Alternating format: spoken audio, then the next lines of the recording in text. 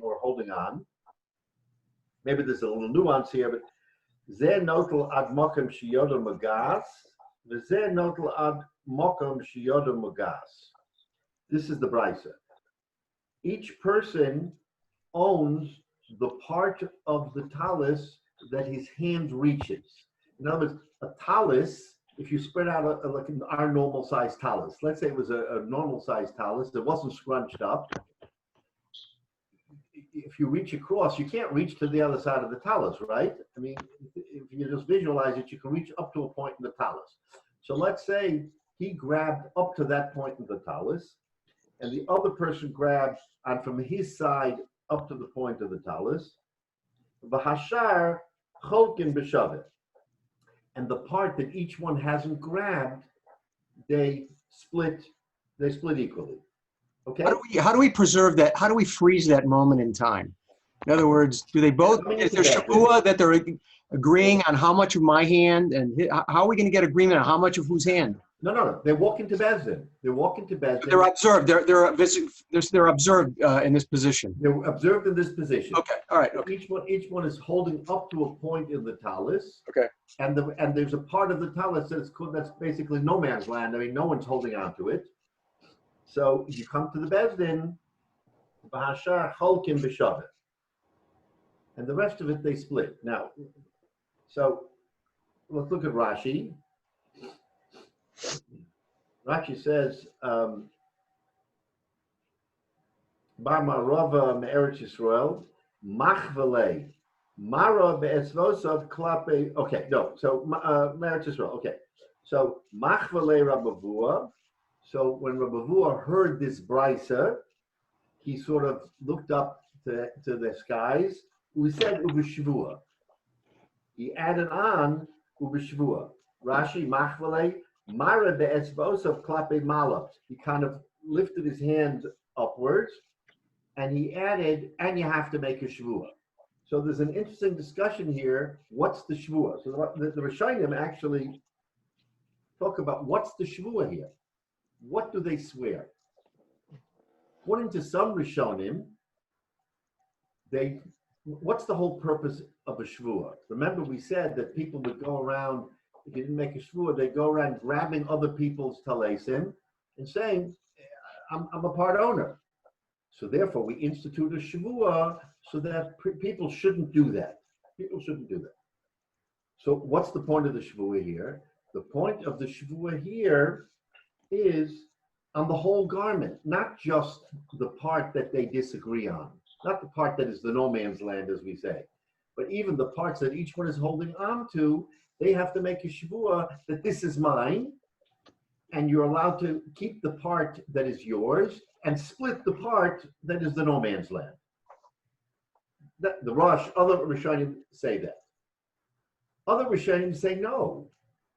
The shvua is on the part that is the no man's land. The part that is no man's land, we don't know who owns it, so we make a shvua. But remember, we learned weeks ago the concept of Gilgul Shvua. That once you're making a Shvua, then you megalgel, you roll into the Shvua other things that are part of it. So each man da'ameh, each of the Rishonim say you swear on the whole thing, but what's the reason? One says you swear on the whole thing because, again, we don't like this idea of people possibly just grabbing other people's talesim. So we make a shvua on the part that they control and the part they don't control. The other Rishonim say no. The only thing that you have to make a shvua on is the part that is not decided. But because of Gilgul shvua, you make a shvua on the whole thing. The end result is the same. So that's the shvua. The shvua is on the whole thing, but it depends on how you come to it. Either you come to it as a whole, or you come to it only from the standpoint of the part that wasn't decided, and Gilgul Shvua makes you make the Shvua and everything else. All right, that's the machlekes. But in essence, he's saying you make a Shvua. So what strikes us about this, right? There's something very odd about this brisa. Why? Because, let's go back to the Gemara.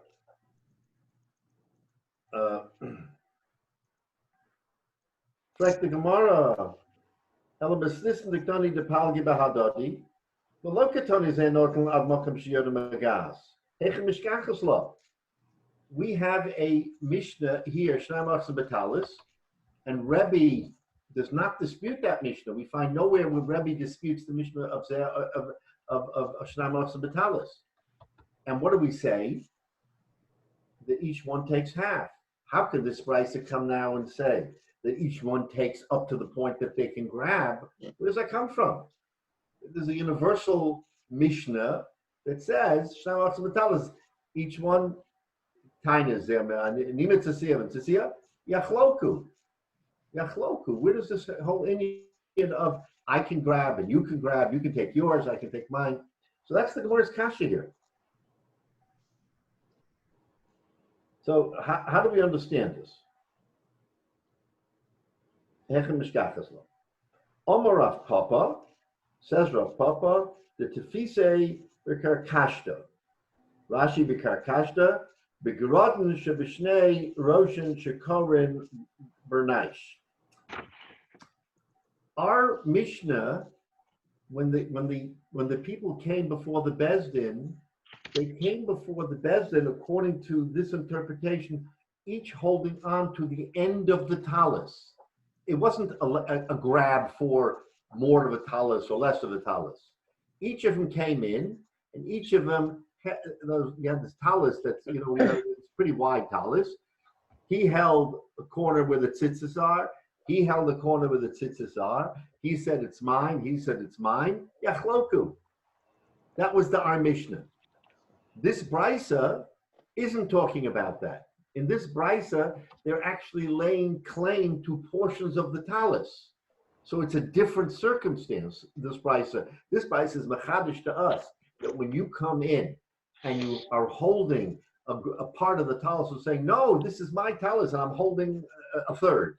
And the other person has a longer arm, so he's holding a little bit more than a third. Okay?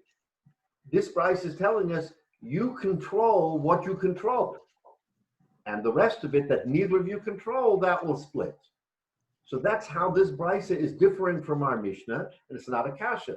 Our Mishnah is talking about where each one is holding on to a corner, and when he holds on to a corner, we say that's emblematic if you're holding half a talus, so to speak. But where each one is holding on to a significant part of the talus, not just a corner, then this Brisa comes to tell us that's what you own, and the rest of it you have to split. Now, of course, it would be slightly different if each of them held a part of the talus up to the other person's hands. In other words, if for some reason or some way they can literally touch hands when they hold the talus, then that would be what they control. There would be no yachloku of the middle. There wouldn't be a middle. But we're talking in the normal arm span. You can only go so far. The other person can go only so far. So there is a middle, and the middle has to be divided equally. Okay, so that's what Papa's answer.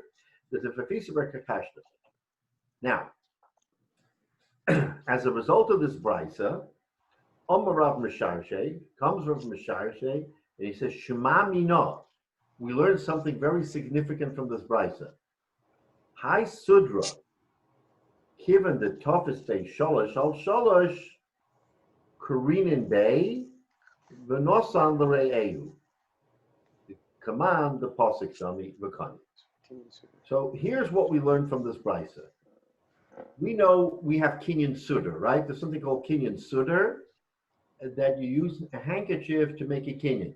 The most obvious to all of us, because we all participate in this, is, for instance, Mechiras Chometz. You go to your local rabbi, and the rabbi, and by the way, here's also a machlokes. The rabbi gives you a handkerchief, right, or something to hold. You hold on to it, and he makes a Kinyan Sudar, transferring your chometz to him. So just in the olden days. Pardon? In the olden days, we did this. Yeah. In the olden days, right? Today we do it virtually in modern America or modern world. PC. But once upon a time, they used to do it that way. It was once upon a time we used to have minions, so you know. Right, but where's the once upon a time? I just want to point out to you because the once upon a time comes from the Megillah we just read on Shavuos. We just read Megillah Shavuos. Right, yeah.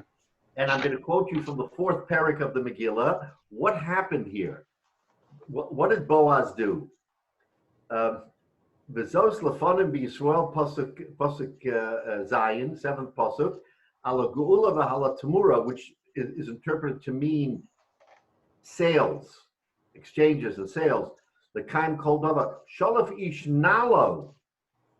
He gave him his shoe, b'nosan l're'ehu, and he gave it to his friend. Remember, he was buying the nechasim from Elimelech. So what did he do? He gave him his shoe, b'zos ha'tu'uda b'Yisrael, and this is considered to be the purchase in Klal Yisrael. This is the source right here in Rus. We see that. What did he do? He gave him a shoe, which means what? What is a shoe? It's important here because a shoe is a kli. Shoe is a kli. It's a vessel. So he gave him a kli, and the recipient held onto it, and in that way, he bought all of Elimelech's property. So now, let's focus on the words. Hi Sidra, kiven the tofes be shalosh al shalosh. Since you have to hold a portion of 3 by 3 tefachim, Korin and Bay, that's called the nosan l're'ehu, that he gave it to his friend. The command the pasuk dani v'kona, and it's as if he cut off his hand. Because remember, in a kinyan, if I want to make a kinyan with you, I can't give you something and still hold on to it and say that you bought it. If I give it to you, you have to be the recipient, and I can no longer be in any way associated with it. So how can a kinyan sudder with a handkerchief that you did with your local rabbi? He held on to one end. Did the rabbi ever let go of the sudder? No, he held the sudder. You held the sudder, the handkerchief, and yet it was a kinyan. How is that possible? How can you possibly have a kinyan when both are holding on to the handkerchief? But from our brisa, we have the answer. Because what did we just say in our brisa? If you hold on to part of the talis, and I hold on to part of the talis, then you are kind of your part, and I'm on kind of my part. How can you be kind of your part, me my part, when we're both holding on to the same talis? Teretz says, when you're holding on to your part, my part no longer exists. When I'm holding on to my part, your part no longer exists. So you see that even if you're holding on to part of the talis, part of the sudder, it doesn't matter for purposes of kinyan. The kinyan is as if the hand was no longer there, which is why the kinyan is okay. Otherwise, the kinyan wouldn't be okay. You can't have a kinyan where two people are holding on. Now, as an aside, there's a discussion. There's actually a machlokes, but there's a discussion. Whose sudder should it be? In other words, should it be the kaineh or the makneh? What do we know from our minhagim? That it's the person who is acquiring, right? Because the rabbi gives you the sudder. You're the seller of the chametz. He's the buyer of the chametz. He gives you the sudder. You hold on to the sudder, right? But there must have been in other places or other times where the seller was the one who initiated the sudder. We don't hold like that. We hold that the koneh, the buyer, is the one who initiates the sudder, and he gives the sudder to the makneh, to the one who's selling it. But that's an aside. Is there a difference maybe between, I've never quite understood with Lichler's chametz, but people say, oh, you're selling the chametz to the rabbi. It's like, no, you're not selling the chametz. You're authorizing the rabbi to be your agent to sell your chametz to somebody else. That's 100% correct. But in order to authorize him, he has to, so to speak, own it. Okay, so in a sense, he's not literally only, but in a sense, he's only it's sort of taking that place, as opposed to it being just that this is a pure designation. It's a good question, but the point is that when you designate a shaliach, that shaliach is kamoso, but he has to be like you, that he has to quote unquote own it. But it's kamoso, it's like the owner. Just like the owner owns it, The shaliach has to be able to own it. If I don't own it for you, how can I sell it to a third person? How am I authorized to sell to the goy if I don't own it on your behalf? So it's a virtual ownership. So, Rabbi, if you sell your chametz to the rabbi and the rabbi doesn't make that sale, does he own that chametz during Pesach? Yes. He owns it, not you. You don't Not have to you. pay thing. That's the point. I guess to Menashe, your question, the owner no longer owns it. He's given it to the rabbi. For some reason, the rabbi can't complete the transaction. He owns the chametz. He's over chametz alav Pesach. The problem is it's your chametz. I mean, it's your chametz that you're not going to get back, but he owns it. So he's over the lav, but you don't get your chametz back. What if he wants to give it back to you after Pesach? Well, if he wants to give it back to you and he never sold it, and it's chametz shava alav Pesach. Right. Right, then no Jew could benefit. I mean, presumably the rabbi will tell you the honest truth. I didn't sell it, so I'm stuck with it. So I'll have to repay you the value of the chametz because you made me your shaliach and I didn't complete the shlichus. Again, I'm not sure that ever happened, but under those circumstances, the rabbi would be the responsible party because he became your shaliach, and you no longer have the koyach to sell it. You gave it to him. But that's an aside question. The real point here is we see from this brisa that two people can own a garment, each person holding on to a portion of it, and we say that it's valid because my hand on my part of the garment doesn't interfere with your hand on your part of the garment. Just like over here, when you hold on to the sudar, the fact that I'm giving it to you. Now, in the case of Boaz, he actually gave him the shoe. He gave him the shoe, right? But by giving him the shoe, so first of all, it has to be a kli, which is what a kerchief is. In other words, it has to be shabapruta, is what we're saying. It has to have some intrinsic value. So that's one thing we learned from Boaz. The second thing that we learned is that when he gave him the shoe, and the pasuk says, "V'nasa l're'ehu," he gave it to him. So the giving is in essence, when the person took hold of it, it didn't matter if Boaz was still holding it, because you see that you can hold it and still give it to someone else, and that person can be koneh. That's what's important, what we learned from this right.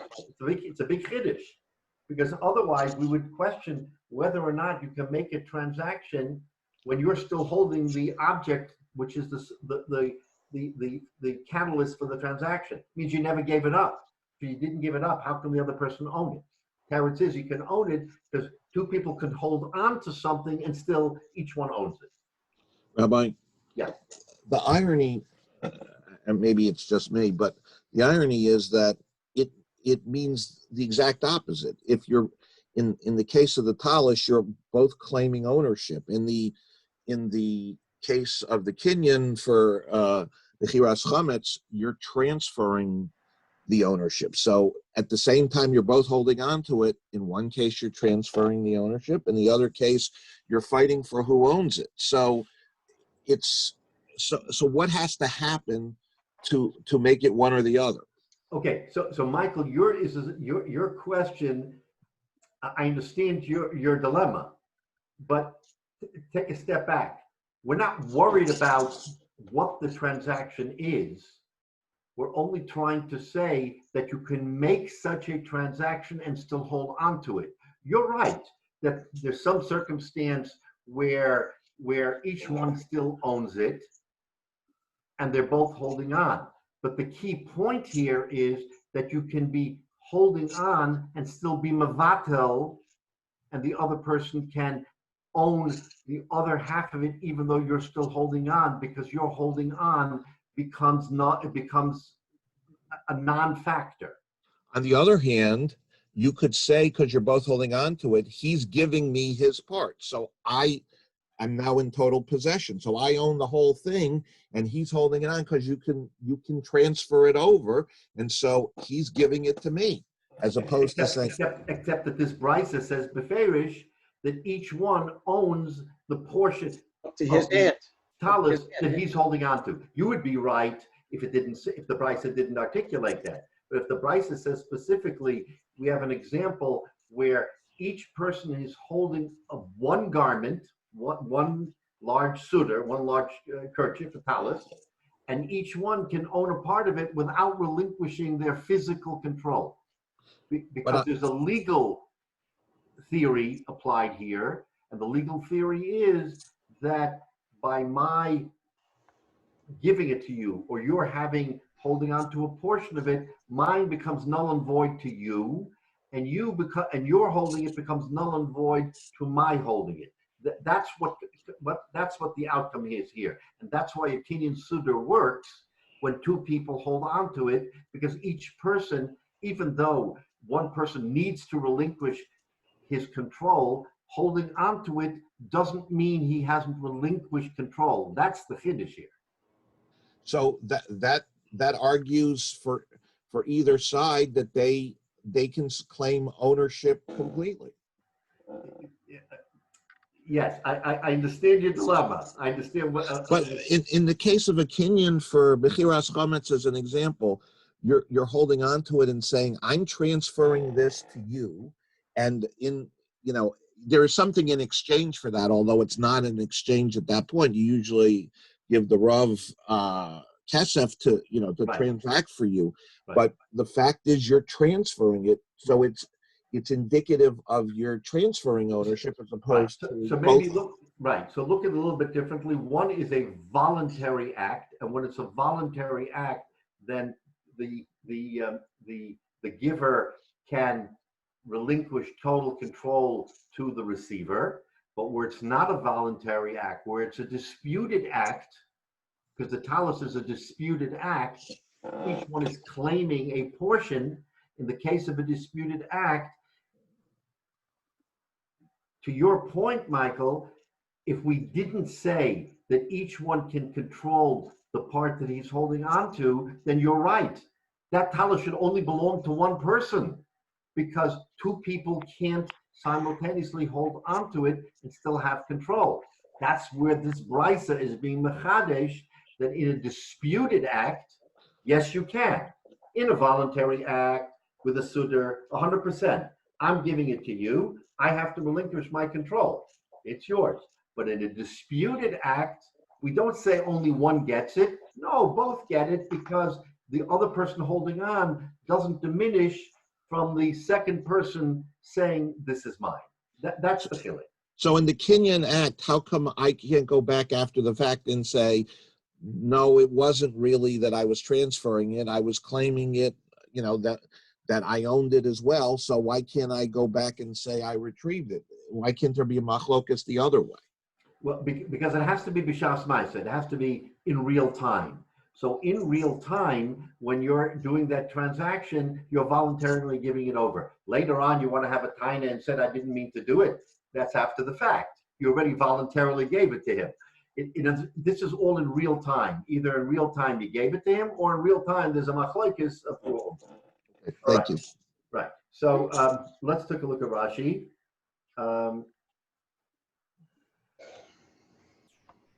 Given the toughest bay, mikne sholosh al sholosh karina bay v'sholof ish nalo v'nasan l'reu. That's that pasuk in Rus, that he took off his shoe and he gave it to Re'eu. And so, in looking at the Mefarshim in Rus, this transaction has nothing to do with chalitza, by the way. In other words, the act of chalitza with the shoe is not this. So, because you would confuse it and say, oh, it looks like it's chalitza. No, it has nothing to do with chalitza, but you are using the shoe to be makne to buy something. Okay. So, fine. So now we gave it. So now we learned something very significant from this brisa. Frek the Gemara, umay shnomer av chizda. why is this case different than the case of Rav Chizda? The Omer Rav Chizda says, get biyada. What's the halacha by a get? A man has to give his wife a get if he wants to divorce her. He can use a shliach, but he has to give it to her, and she has to receive it. And by the way, constructive receipt in Daled Amos is also okay, but she has to. So it says biyada. We're saying that constructive Daled Amos is biyada, but let's just say biyada. It has to be in her hand. So when the get comes into her hand, i.e. in her possession, then the get is a good get. Says Rav Chizda as follows. Get biyada, if a man is sitting opposite his wife, soon to be ex-wife, across the table, and he gives her he takes the get and he pushes it across the table to her. Umeshicha biyado, and there is a string attached to the get which he holds, kind of like a magician's act. Okay, he gives her the get, and attached to the get there's a string. Query: is it a good get? Because it has to be biyada. What does the Gemara say? Im yochel natko ulavia etzlo ena megareshes. If that string is strong enough that he can pull the get back to his side of the table, ena megareshes. He didn't give it to her. The imlav mugareshes. But if he can't pull it back, mugareshes. Correct? The Gemara, why? He gave it biyada. It's in her hand. Once it's in her hand, she should be a valid get. Why you make this whole thing with the string back and forth? It's biyada. We just got through saying that what? That biyada, even though someone may be holding onto it, it's biyada, it's in the hand. So it's in the hand. She received it. It's in her hand. The fact that he's playing sleight of hand with this string should mean nothing. Because this brisa tells us that he can theoretically still have some connection to that get, and it should be a valid get, right? Because when you're holding on to the sudar and the other one's holding on to the sudar, then we say that it is a kinyan. Why is it not the same here?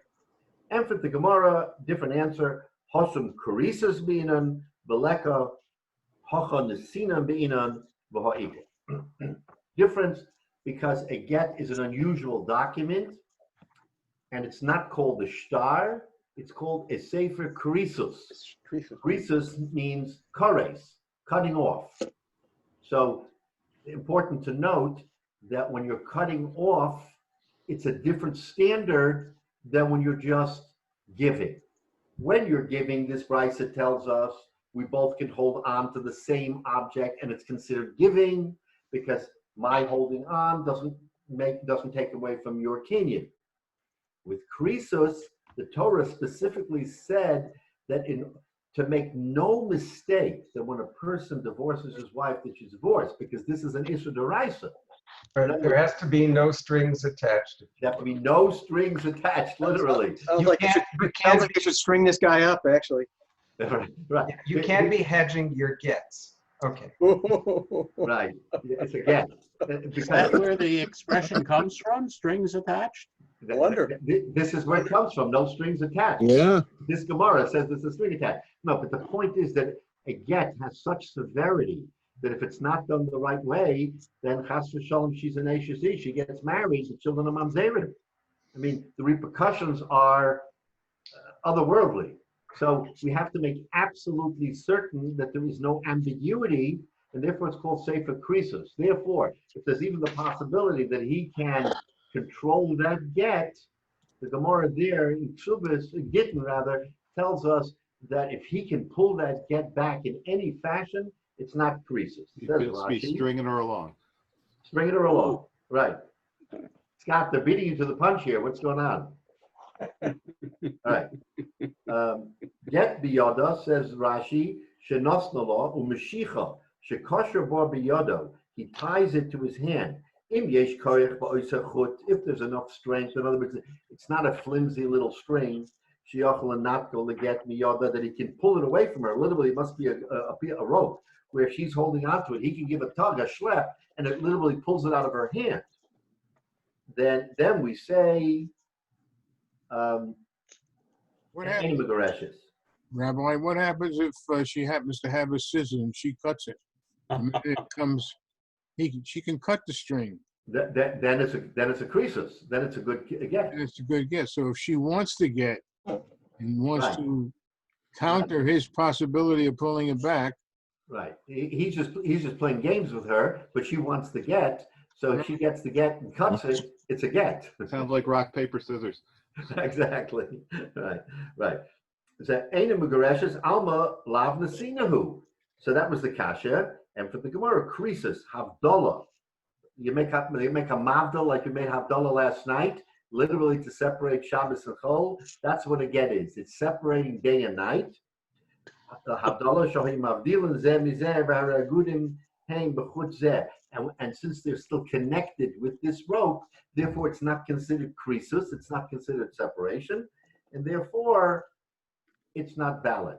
So that's the only reason why that Gemara is different, is because it's a creasus, not just a star. But in the case where the get can't be retrieved, then it's valid. So there's a different standard for get because of its severity as a derisa. Okay, fine.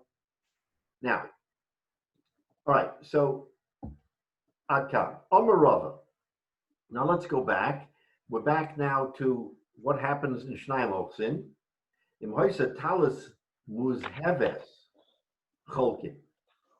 If the talis that the two people are holding on to had golden threads, gold weaved into it, Cholkin, you split it nevertheless. Frek the Gemara Pshita. What's the shaila? Of course.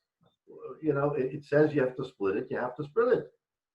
Rashi Im Hoya Talis Muzheves Klomer Afil Hoy Muzheves Cholkin, even though there was gold woven into the talis, you have to split it. Now there becomes a question of how you split the gold. Again, it may be a question of selling the talis or splitting the money. But basically the point is the fact that there was something very expensive woven into the talis doesn't negate the fact that you have chalukah.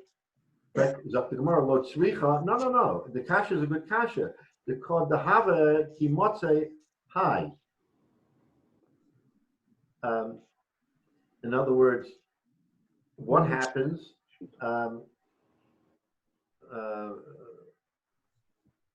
So, in other words, so he wants to say over here. Okay, so over here, the talis had gold in it, so that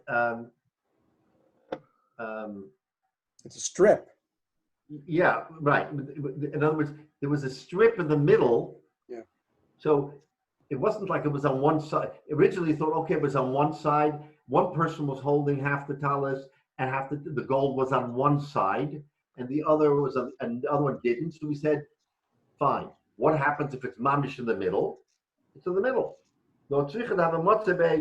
Nami pshita. So also pshita. Lo tzricha de mekorev legabi the chadmehu, the tema omale palge. Och kamashpon the omale machos is the palakta hochi palagda hochi. So here the circumstance is that the strip was either in the width or in the length. So in other words, one container, it's in the length, so therefore it should come to me. No, the other guy can say, flip the talus around, and it's in the width, then it should come to me. So basically, the Gemara is saying it's valid to ask the question because you have so many different ways of looking at the talus, and we want to make sure that you understand no matter how you look at the talus, width, length, middle, side, that gold has to be split. In some fashion, they have to come, they're in front of Bezdin, they have to reach a pshara, either somehow one redeems it from the other or they sell it, but you can't say, the gold was on my side, therefore it should belong to me. Says Rashi, plug hachi, l'rachova, to the width, v'yazov le'echad mehem, kamash malam, damalei pluge la'orcha. No. So the other one says it should be split in the length, not in the width. Bottom line, it has to be split in some fashion, no matter how you do it, it has to be split. Okay, so that's the chiddush of that Gemara. Now, another offshoot of Shnai Moksin. Okay, Tana Rabbanan. The Rabbanan learned as follows: Shnaim adukim b'shtar. Two people, a malve and a love, came before of Bezdin, holding on to a loan document. The loan document said Ruvain lends Shimon $100, and they both come in with it. Now you have to remember, in those days, the way it was done is that the love would prepare a star, and that star would say, I, Shimon, am borrowing $100 from Ruvain, and he would prepare it before the halva, before the loan. When the loan came and he met with Ruvain, he would get the $100. He would then do whatever the signing, and he would give that star to Ruvain. Now, who's the creditor? Ruvain. Who's holding the star? Ruvain. So now Ruvain can say, no matter what happens, I have the star. You owe me $100. Okay, that's the circumstance. Now, Shnai Madukim B'Shtar, they come at the Bezdin, both of them holding the star. What does that mean, both holding the star? That means there's a possibility that the Lover repaid the Malva and got the star back, right? So it's not clear that it belongs to the Ruvain or Shimon. Malva Omeshalihu V'Nofel Mimeni Umatzasa. Ruvain, the lender, says, you know what? You gave me the star. I misplaced it. I lost it. Now I found it, and here it is. The Lova Oma Shalahu. You're right. It was yours. I borrowed $100, and I gave it to you. Uparativ lach. And I paid you. I paid you, and I lost the star, and I didn't rip it up. I lost it, and here it is. It's my star. You gave it back to me because I repaid you. That's the machlokes. So But is that one and the same as is that one and the same as an actual receipt? I don't know. So far, we haven't talked about a signification of receipt of payment. We just have a star going back and forth. right, but that star. Okay, no. That star would be the receipt. In other words, the same star, which is the lending document that the lover gives the malve, the malve returns to the lover. They didn't have a stamp that said paid. That's what I'm wondering, yeah. They didn't have a paid stamp. So how did you know it was paid? The malve gave it back to the lover. He says, here it is. What should the lover do with it? So the assumption being he couldn't get it any other way. Correct. Okay, all right, okay. The lover should have destroyed it. He didn't. He said, you know what? I misplaced it, but now I found it, and here it is. It's mine, and I want to get rid of it. But it's mine. I paid. So Rashi says, Shnai Madukim B'Shtar, Hamalve V'Halove, Sholach Hu Parativ Loch. You're right, it was yours, but I paid you. V'Hichzarteli Mimeni Nofel. You gave it back to me. And before I had a chance to destroy it, it fell out of my possession. And here I have it, and I'm coming into Bezdin, and I'm saying, Bezdin, this is my star. I lent him the money. I borrowed the money. I gave it to him. He gave it back to me, and it's mine. And I paid. So that's the circumstance. So in that circumstance, what do? So now the Gemara says, Yiskayim hashtar b'chosmav. Okay, so this is a little cryptic, so we have to understand what's going on here. Divrei Rabbi. Rabbi says, now, again, what does the star look like? Reuven's name, Shimon's name, Reuven lends Shimon $100. Two witnesses. Remember, we had a case in the previous where there was no witnesses, where there were witnesses but no date or whatever. Here, the star was written correctly with a date, with an amount, everything, and it was signed by two witnesses. So the question is, how do you authenticate the star? How do you authenticate the star? So the Gemara Stamazai says there's two ways to authenticate a star. One is for the witnesses themselves right? Levi and Yehuda were the witnesses on the shtar. They come into Bezdin and they say, yes, that's our signature, and we authenticate that this is a valid shtar. That's one way of authenticating a shtar. Another way is you have Ephraim and Menashe come into Bezdin and they say, we recognize the signature of Levi and Yehuda. We know Levi and Yehuda, and that is their signature. So you have two different ways of authenticating. One is through the witnesses themselves, and one is through two other witnesses who authenticate the witnesses of the shtar. That's just from a point of reference that there's two ways of authenticating. But either way, Rabbi says, Yiskayim ashtar b'chosmav. You have to authenticate the shtar with its witnesses. Divrei Rabbi. Who gets it? He doesn't say. He doesn't say. Rashi, Yiskayim ashtar b'chosmav, kosel kedatach, the hochi ka'omar. Rashi is interpreting what Rabbi is saying. You would think that this is what Rabbi is saying. Im hashtar kosher, says Rashi, if the shtar is kosher, shekaimuhu chosmav, because they certified their signature, lo merksav yadenuhu, harihu becheskoso, then it is in the chazaka of the malveh. So Rebbe's position, it seems to be, is as follows. If you come in with a shtar that isn't valid, in other words, it hasn't been validated by witnesses, then the malveh cannot collect. If it's validated by witnesses, even though they're both holding it, the malveh can collect on the shtar. That's what Rashi is telling us, right? He's telling us that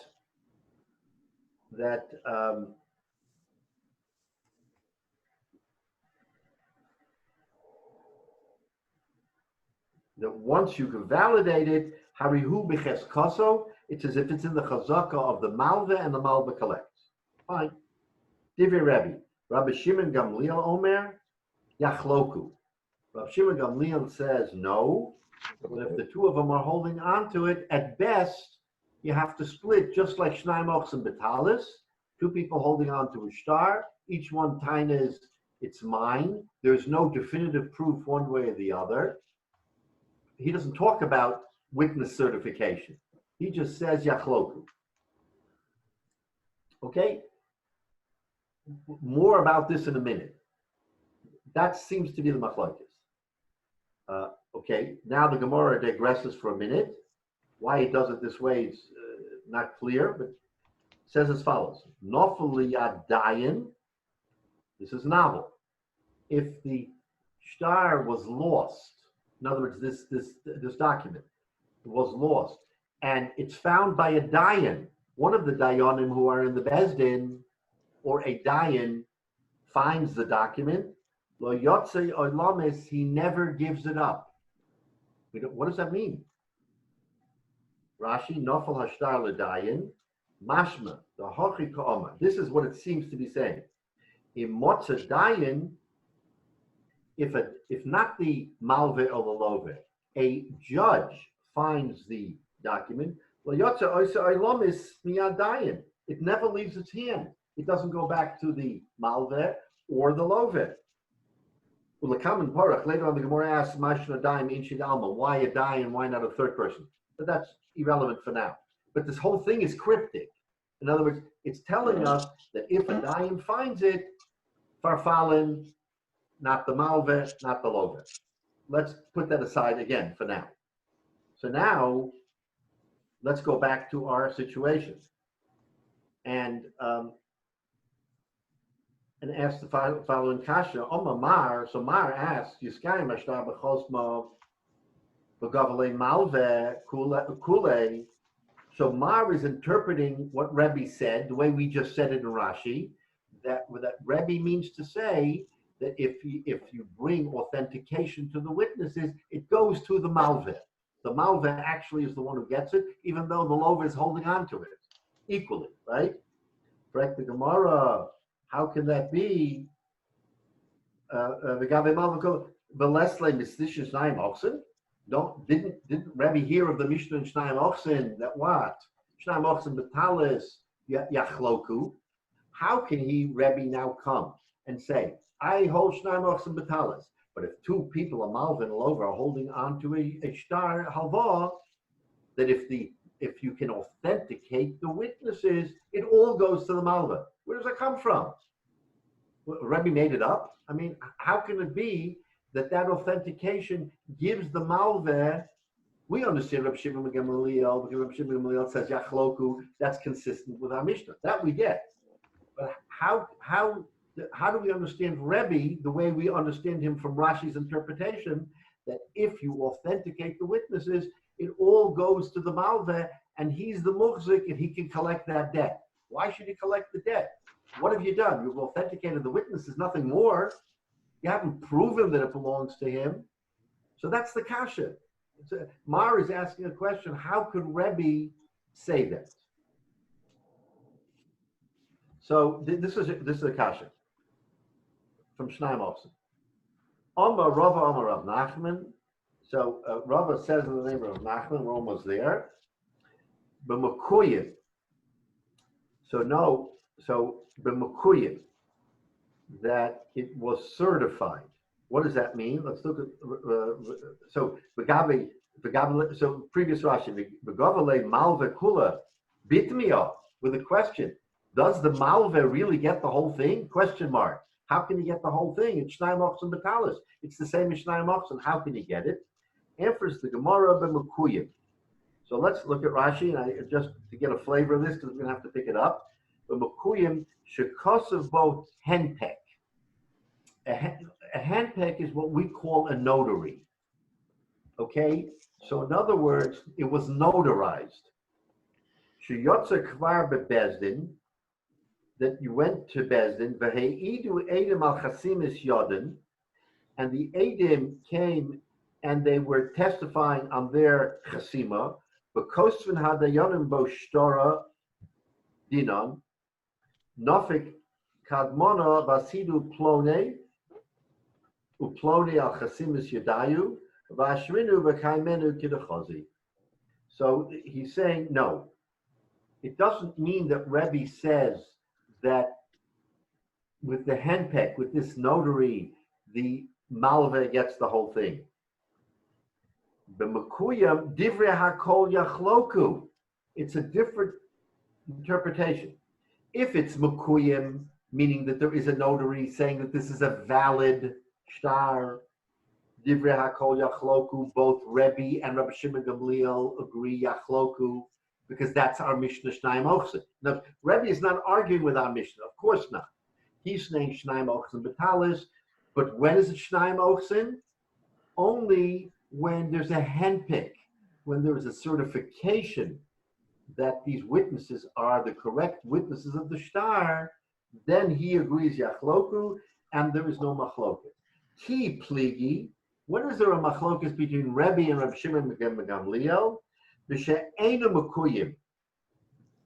When there's no handpick, when there's no notary. Rebbe says, Moda b'shtar shekosvu barch l'kaimo. If he admits in the shtar that there was a loan, then you have to be mekayim. V'i mekayim le pligi. And if he's mekayim, then you split below mekayim, low pligi. So this is getting a little complicated, which we're going to have to hold off the next week. But basically, the answer to the question is that it's not a stira. Rebbe holds that there's no question that when the document is mekuyim, that everybody holds pligi. But it has to be mekuyim, it has to be certified. If it's not certified, then in some circumstance it belongs to the malveh, and in some circumstance it's split. According to Rabbi Shimon Gamliel, it's always split. But Rebbe says that if it's mekuyim, it's always split. But if it's not mekuyim, then there's a machlokes. it gets more detailed, and we'll pick that up next week, what that all means, because this goes into other issues that we have to discuss, but at least accept it on faith that Rabbi is not arguing with the Mishnah, and he's saying that Shnaim Ofsim, when the two hold on to it, you definitely split, but when do you split? Only b'makuyim, when the witnesses are authenticated. Now ask yourself the question for next week, what does authentication of the witnesses have to do with the validity of the shtar if the two of them are holding on to a shtar? That's the essential question. They're holding on to a shtar here, each one is timing. Why does the authentication of the witnesses make a difference? It does make a difference, but the question is why. So Mr. Shem, next week we'll pick that up and we'll go right there and we'll see how that goes. Rabbi, before you leave, I had a question here. If somebody has Yortzeit today, would they say Kaddish on Zoom? We have a minion here. I think somebody said they had Yortzeit today. Was that at the beginning? Lewis had Yortzeit today. Unfortunately, the Kaddish on Zoom is not considered a minion. So, we can't really say Kaddish through Zoom, just like we can't daven the minion through Zoom. But I thought maybe Kaddish would be a little easier. But Lewis, today you have options because today there are minyanim in many different places, as you know, in Eretz Yisrael and other places. So if you can get a hold of someone who is davening with a minyan, then I can give you a phone number if you need, because there are places in New York and other places that people are davening. You know that in Israel, the Chayalim, the Tzava, has been saying Kaddish for all of the Chiyuvim throughout the world. They've taken upon themselves, with phone calls, without phone calls, they basically have in mind to say Kaddish for anyone who needs to say Kaddish. So and that was ongoing through the entire COVID period because the Chayalim were davening with minyan the whole time. It's just that now that in Israel, most of Israel is now open for minyanim, there's more opportunity. But you can certainly have someone designate to say Kaddish in person with a live minyan. Our daughter lives in Israel, so I'll give her a call. Oh, fine. So then she can do that. Mitzvah Shem, we're going to do that also next week because my mother-in-law's Yortzeit is next Shabbos, so we're going to have to designate someone to say Kaddish. I won't be. I usually say it, but I won't be able to. But we'll have someone say Kaddish. Right. So, Thank you, Rabbi. We'll see you next week. So think about. I noticed also. Think about that question: why kiyuma, why a handpick should be so significant. We'll talk about it. Fortunately, a late birthday, and I saw that Rabbi Dr. Lamb was nifter apparently this morning. Which Dr. Norman? Rabbi Dr. Norman Lamb. Former. Yeah. Right, Amen. But at least our learning should be in his Amen. Yes, I wish we knew beforehand, but yes. Do you have his name? Jay? I don't remember. I don't actually have his name, but. We'll have him in. Okay, he's a shamash and have an aliyah. Amen. Yeah, shekharach to everybody. Shekharach, Rabbi. Svi, do you have an email address? I'll add you to the mailing list. Svi Malin? If you give me your email, I will add you to the mailing list. Okay. Yeah, shekharach everybody. Okay. Rabbi. Goodbye. A good week. Go ahead, Svi. I'm listening.